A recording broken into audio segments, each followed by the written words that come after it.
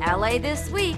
I'm Anna Marcos. Angelinos, study up on all the new voting changes, or you could end up the loser come Election Day.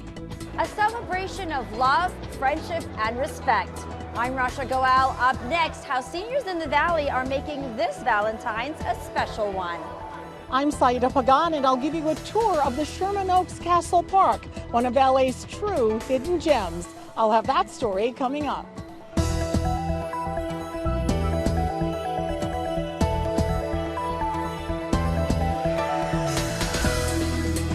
Hey everyone, I'm Rasha Goel. Here's what's happening in LA this week. Mayor Eric Garcetti teamed up with Councilmember Mitchell Farrell to help LA residents with keeping their dough straight, at least as far as tax season goes. Free Tax Prep LA is up and running and ready to lend a hand. So we are here, Councilmember O'Farrell and I, to kick off another year of Free Tax Prep LA. We know that taxes can be the most stressful thing that people do, the most stressful time of the year.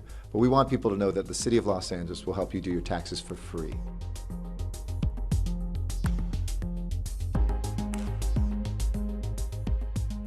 You just have to reach out to your city, and we are here to help. So the fact that we can offer this free service so that people can get back sometimes in the thousands of dollars that they didn't know that they had earned, that the government owes them, is really an important message to get out. A lot of people pay too much money for their tax preparation. It might be a very simple thing and still somebody's going to take $500 from you. Why not keep those $500 with your family or in your own pocket? It's time to de-stress, to take a deep breath and say taxes are going to be not only fun and free, but fruitful as well. And you can visit our website, it's easy to remember, freetaxprepla.com, or you can text EITC to 555-888. And while tax day is still a few months away, the primary elections are just around the corner. Anna Marcos visited the Eagle Rock branch of the LA Public Library, where residents are doing their best to get caught up on the numerous changes to how and where to vote this year. Take a look and take some notes. Heads up, Angelino voters. There are so many changes in the upcoming primary election, and if you don't know what they are, you could find yourself out on the street without a polling place. So listen up and stay informed. The County of Los Angeles has changed almost everything about how we vote, where we vote, when we vote, how we vote, and what we're going to vote on. Whoa, hold on there. Say that again? Yes, the number of changes may catch many voters flat-footed come Election Day. How many of you have actually voted in person here in LA County in the past, anytime? Okay.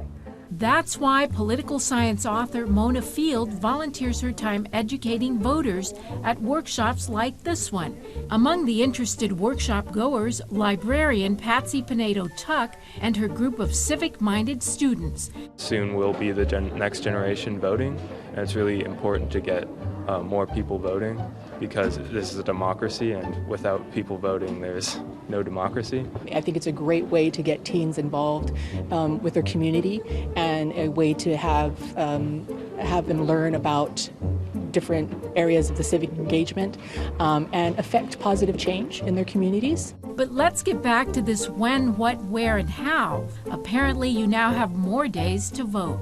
You will be able to vote in some cases, in some locations, for 11 days. Now, the not-so-good part. There used to be in LA County 30,000 polling places, most of which were walkable for people in their neighborhoods.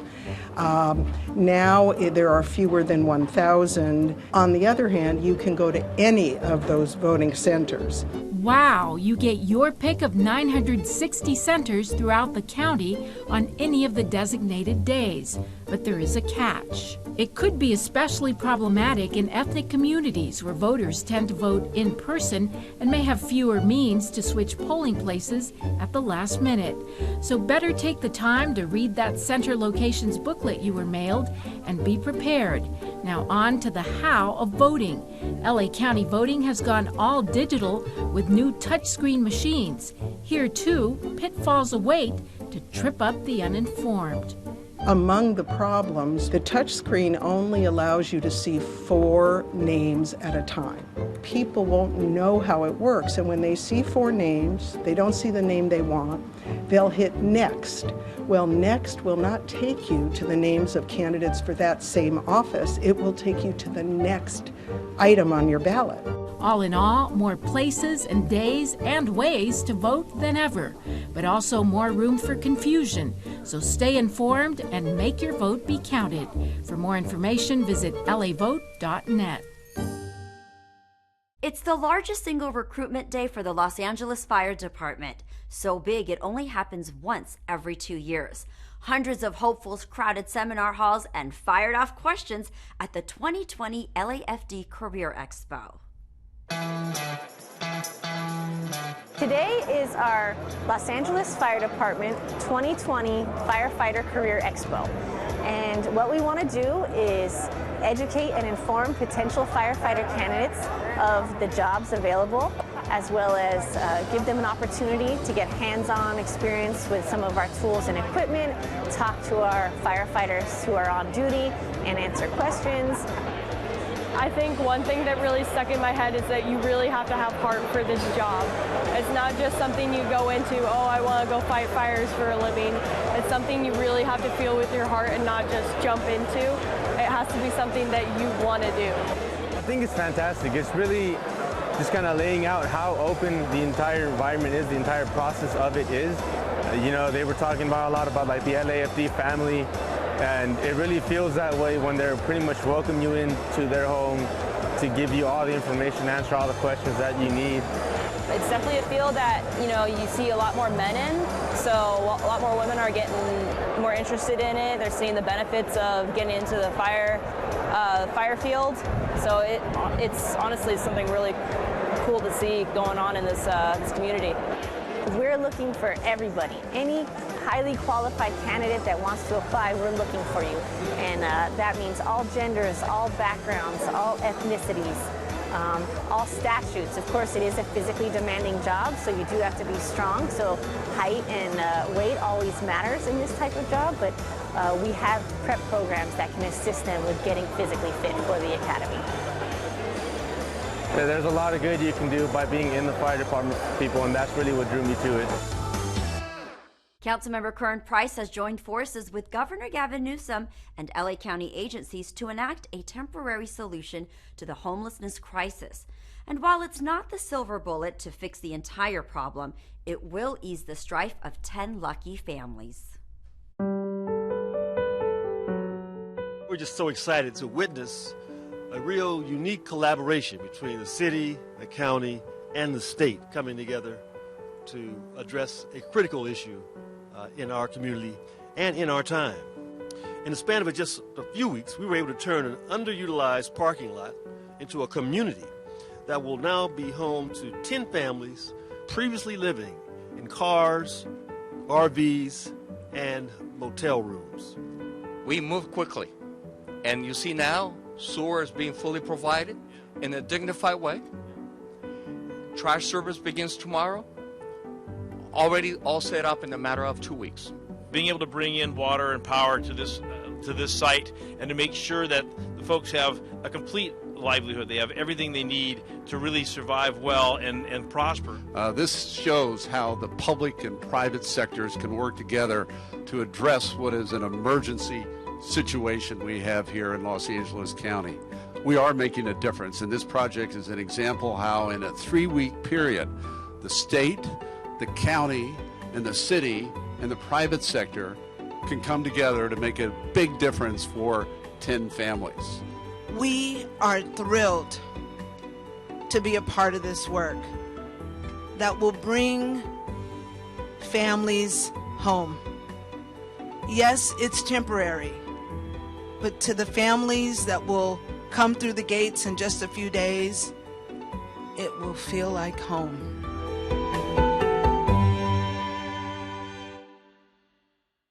In Sylmar last week, love was in the air and seniors were being swept off their feet. I think I was too. I was able to catch up with Councilwoman Monica Rodriguez at her 3rd annual Senior Valentine's Day Ball.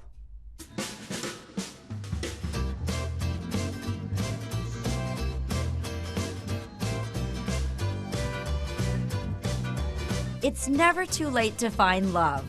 Rudy and Christina got married 4 years ago. In March, Rudy will be 104 years old.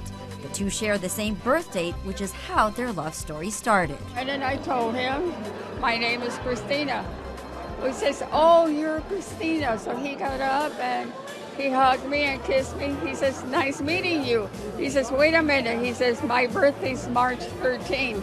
They were among the many seniors who came out to the 3rd annual Valentine's Day Senior Ball, hosted by Councilwoman Monica Rodriguez. It was inspirational to see some of these adults who were 100 years old. For me, as you know, my parents are getting older. I'm fortunate to still have my grandmother with me, and I know how active they are. You know, 90 for my grandmother is really the new 70. So I'm just pleased to be able to do this event each and every year. Not only do these seniors get a chance to hit the dance floor and enjoy a plated lunch, but they also get to learn about resources that are available to them. Just a lot of tables of information for different services and programs that are available to our seniors so that they can take advantage of it. Sometimes, you know, those things end up in the mail, but you never really can trust or know where to get that information and what's legitimate, so we try to make sure that we provide that information here every year. It's been so much fun watching everyone here. Now, I thought, since I am among these seniors and they bring so much experience to the table, why not ask them for some love advice? Here's what they had to say. If you find the right one, I think respect and gratitude to your significant other, and appreciate the moments that you have with each other. Live your life as the best way you can. That's it. Enjoy yourself. While some were first-time attendees, others had attended the previous balls, but they all told me that coming to events like this one helped them meet other people and just get out of the house. It gives us an opportunity, for seniors to get out and do something different, out of the ordinary, so we're just not sitting around feeling lonely and, depressed by ourselves. Just goes to show you it's mind over matter. And with these vibrant seniors, age is nothing but a number. What a fun event, and I can't believe he was 104 years young. Councilmember Mitch O'Farrell shows city workers his appreciation. The Department of Recreation and Parks brings communities together. And Councilmember Mike Bonin's mission to bring solutions to LA's housing woes continues. All this next on City Beat. Councilmember Mitchell Farrell held his 5th annual Appreciation Luncheon at the Goodwill's Southern California Community Enrichment Center. The lunch was to say thank you to all city employees and various agencies that work with Council District 13. It's our way of showing our appreciation for the colleagues across the departments that really work hand in hand with us to improve the quality of life in the 13th Council District. The Department of Recreation and Parks held a groundbreaking ceremony to mark the final phase of development for the Park to Playa Trail, a path system that connects the Baldwin Hills parkland to the Pacific Ocean. The project includes a pedestrian bridge and wildlife crossing, as well as a 13-mile uninterrupted corridor for walkers, runners, and bicyclists. Councilmember Mike Bonin joined affordable housing activists and grassroots neighborhood leaders to announce proposals that lay the foundation for a local version of the home guarantee. The national plan focuses on protecting renters and vague tenants, as well as a safe, accessible, sustainable, and permanent affordable housing for all. If Chicken Soup for the Soul were a sound, I bet it would sound like a jazz saxophone, an instrument I've always wanted to learn how to play. Well, that's the kind of tunes they were serving up at the Midnight Mission for their weekly Street Symphony series. Check this out.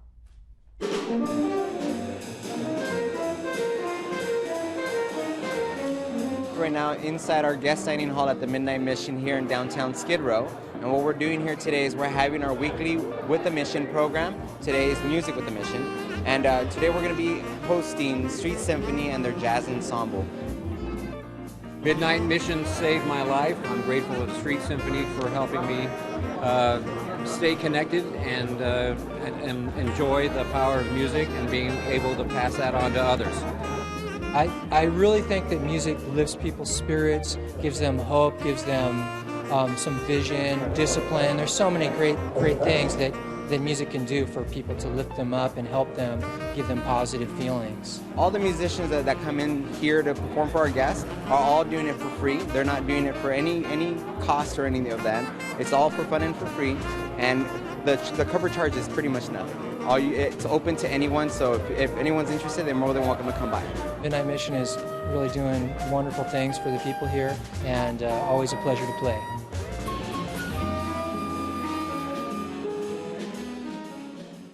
So have you checked out the Sherman Oaks Castle Park lately? What's your favorite part? The arcade? The pizza? The miniature golf? Wait, what? Okay, you're just like me. You've never heard of Sherman Oaks Castle Park. Well, Saida Pagan is here to tell you all about it. Welcome to Sherman Oaks Castle Park. It's a place where you can play 18 holes of miniature golf, get in some serious batting practice, and relax with your favorite arcade games. If you want to come here Friday, after picking up the kids from school, or spending a Saturday, Sunday afternoon, or even in the evening for, some of the younger adults that want to have date night, they can do that here. So this delightful venue is located in the heart of the San Fernando Valley. It is operated by the Los Angeles Recreation and Parks Department with support from private vendors. I like it. I like all the new stuff. Every time I come in, something's always updated. It's pretty cool. The Castle Park's main attraction is miniature golf. There are 3 amazing courses with resurfacing currently going on. Besides golf, the park is great for parties of any size. There are several outdoor seating areas for all kinds of celebrations. And of course, let's not forget these cool batting cages designed for different skill levels. For many families, the Sherman Oaks Castle Park is a great alternative to a crowded and costly theme park. A round of golf is only $6.50 here, and parking is absolutely free. This park is go-to family entertainment for many. I really enjoy coming here, playing at the golf course. My daughter loves it too, and we come a lot with our family, and we just love it. 4-year-old Mildred explained why she likes coming here. Because it's amazing. If miniature golf isn't your thing, then maybe you'll like the park's arcade. There are enough games to suit anyone. We decided to have some fun and try our hand at this arcade racing game and had a blast. And if you earn enough winning points, there are some really great gifts. Does that pizza look good? The staff members at the Parks Cafe are happy to serve you. They have anything from snacks to full catering. The hope is that more people will discover this hidden gem and find out just how brightly it truly shines. Being LA, people want to go to like Hollywood, or they want to go to the beach, all these big places, Santa Monica. And so sometimes we may not look as big like that to a lot of the tourists, but to the locals, this is a great place to come over and kind of get away from all of that. The Sherman Oaks Castle Park makes visiting easy. It is open 7 days a week and operates until about 11 on most nights. It's a 30-year-old traveling piece of history. Its purpose used to be to divide, but it has since become a symbol of unity. Anna Marcos reports on the new installation at the historic Paseo Walkway, a wall against walls. A piece of the past is going up at the El Pueblo Historical Monument, a 12-foot-high chunk of rock that reminds us that walls divide us.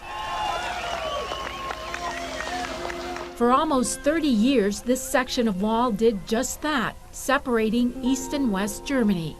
The Berlin Wall came down piece by piece in 1989 as protesters used pickaxes, chisels, and weapons to destroy it. Not many pieces are left, but this section, a part of the Wall Against Walls exhibit, has made it from Berlin to La Placita, a wall still relevant in today's times. The fact that it is a wall resonates, I think, with the Latino community today. This wall stood separating the city of Berlin for about almost 30 years. Okay, separated families, separated people from freedom. And the same thing is happening at the border right now. The 3-ton piece of concrete got to LA by way of the White House. It was a present from Berlin citizens to the U.S. to mark the 30th anniversary in November of the wall's destruction. And it was a comment on Donald Trump's own present-day border wall. The message here from the people of Berlin is urging our president and our administration to build a world without walls, okay? They know what it's like to be walled off. Once we tried to deliver this wall and the letter with it to the White House, and it was rejected, we immediately realized that this is not for the president as much as it is for the American people. So what we started is we started to travel across the country. People were fascinated by it, and people were talking about it, and it created dialogue. The wall monolith has reached the end of its journey and now stands near a sculpture of a wooden coyote, or coyote, at El Pueblo, an immigrant-inspired creation by a Mexican artist. He's created 9 of these coyotes that are spread throughout Mexico and guide migrants to their path to the border. Immigrants whose families have been separated by the wall on our southern border will get a chance to have their names inscribed on the back of this piece of wall and become part of its legacy. I don't think there should be like that division, because at the end we're all the same, and America was built in immigrants, so I think it's just important to remind us of that. The Wall Against Walls exhibit will have a semi-permanent spot at El Pueblo Historical Monument. It will be here for at least 6 months. We go from a 2.7-ton concrete slab of famous history to a lesser-known oral history. The group was nicknamed 6888. They were the only all-black, all-female battalion overseas during World War II. And seeing that it's African American Heritage Month, now seems like a great time to hear their stories and thank them for their service.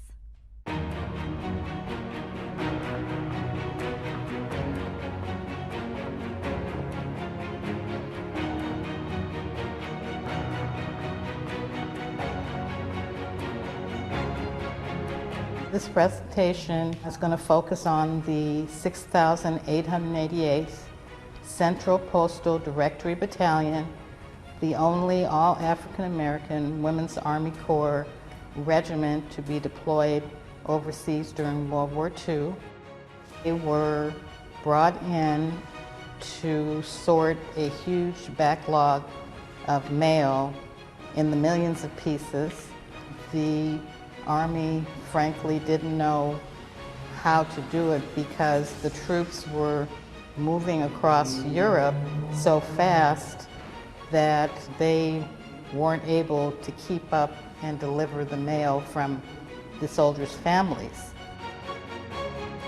When, we give these presentations, a lot of people come up and, didn't know, especially the younger folks, like, we didn't know anything about these women, We're inspired, in a time when there was no civil rights for women and also for African Americans. They were able to accomplish something great. I learned about this subject matter maybe a couple decades ago, but I didn't know much. But with Alva Stevenson, she showed me some of the information and told me about her mother was in this unit. And it was like, wow, and knowing somebody who their parent was actually in, because you just don't hear this information. Most important thing, I think, is just to recognize that there were African American women who were actually serving their country. And I was disappointed that the history books never told their story, but at the same time, I'm so proud of them, and I'm proud to pass the story on.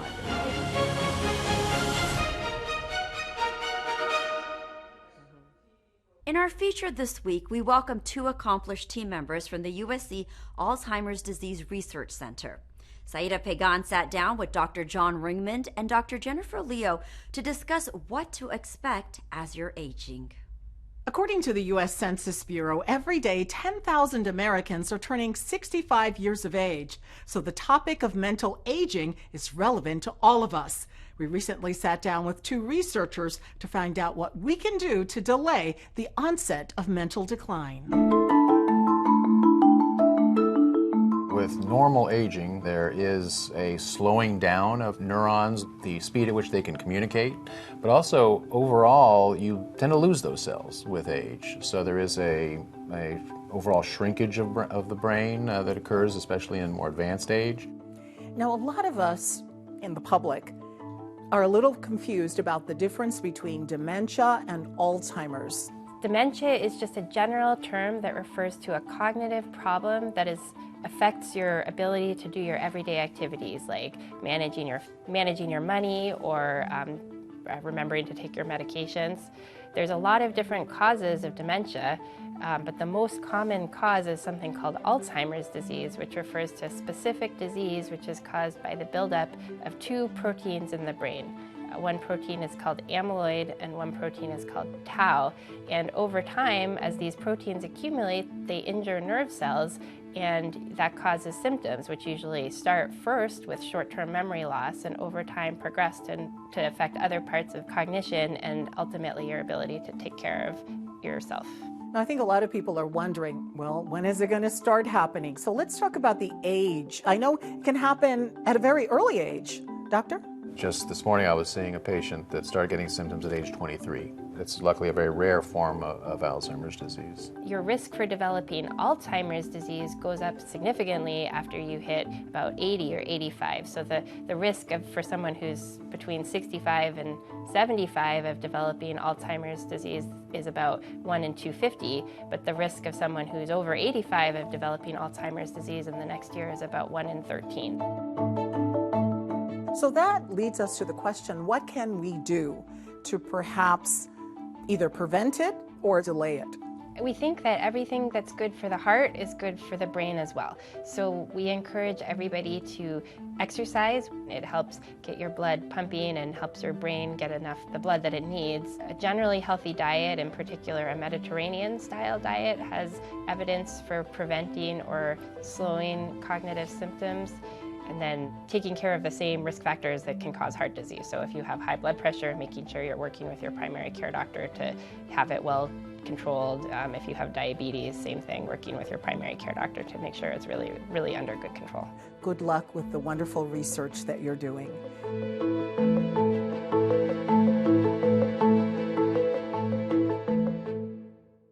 A cookie convention puts on a sweet show. A place called home puts on a music festival, and it's music video night at the Annenberg.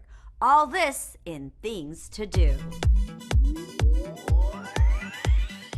Don't miss the 2020 LA Cookie Convention and Sweets Show.